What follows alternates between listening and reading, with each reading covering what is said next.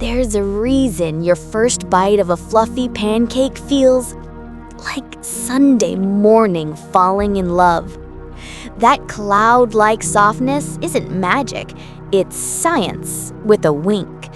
When eggs and milk meet heat, proteins unfold and trap tiny air bubbles. The steam rises, lifting each layer like a love letter from chemistry itself.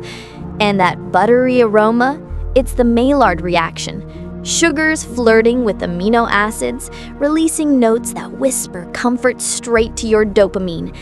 Maybe that's why Americans crave pancakes at dawn. It's nostalgia in edible form, a childhood hug disguised as breakfast. Next time you taste it, remember, it's not just food, it's texture, temperature, and tenderness, all conspiring to make you feel at home in your own skin.